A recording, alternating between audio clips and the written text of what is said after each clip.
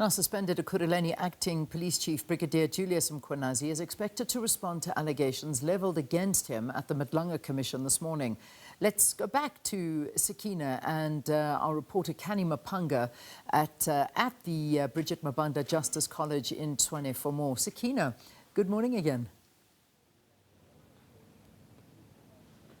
Morning, Leanne, and welcome back. And of course, we are waiting in the next hour and a half the evidence of the suspended acting Metro Police Chief in Ekurhuleni, Brigadier Julius Mkhwanazi. And Canny, let's just walk people back in terms of the evidence that has already been heard here by the Madlanga Commission pertaining to Julius Mkhwanazi, starting with what we heard about his irregular appointment and, of course, earlier evidence that spoke to some really heinous allegations that were leveled against him.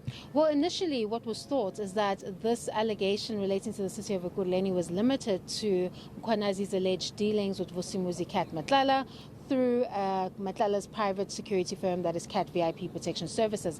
It seems what was allegedly done is that he created these memoranda purportedly between EMPD and Cat Matlala's VIP Protection Services when he realized that the social media videos of Mama Cat driving with those blue lights were going to get him into quite a bind. Essentially what has happened is that allegedly the Ekurhuleni Metro Police Department was working with this private security company. There was some form of donation in the form of their vehicles to the Ekurhuleni Metro Police Department, which is also kind of shaky because which Metro Police officer drives in BMWs and Mercedes-Benz Vianos? But Dr. Mashazi yesterday also refuted that donation actually happened because she said that she would have had to finally sign off on that, and she hasn't signed off on anything of the kind. Well, that's another contradiction because evidence has shown that Fleet did register the vehicles, but the vehicles were never handed over to the city. It means that in that short period that those vehicles were registered, they were in the possession of Matlala's VIP Protection Services, and they were fitted with blue lights, which means that we were treated as law enforcement vehicles.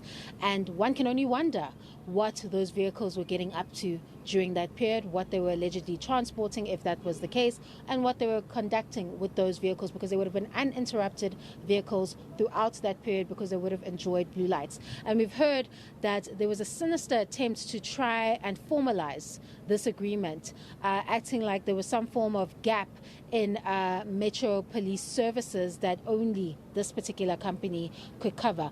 But it doesn't only limit itself to that particular evidence. There's also a dark web of allegations that follow this alleged reign of terror by Mkhwanazi and his particular unit that one refused to be vetted, and we're hearing was committing all types of heinous acts, not only in the Ekurhuleni region, but going beyond their jurisdiction to do so, and giving themselves powers that they did not have in terms of doing those particular operations. This includes acts of alleged kidnapping, extortion, theft, and of course the most heinous one being the murder of a businessman that they went to his property under the guise of a legitimate operation, and he allegedly ended up being tubed to death. And there's an officer who was called to that particular operation in Bakpan that seemingly we understand to be a witness in this matter.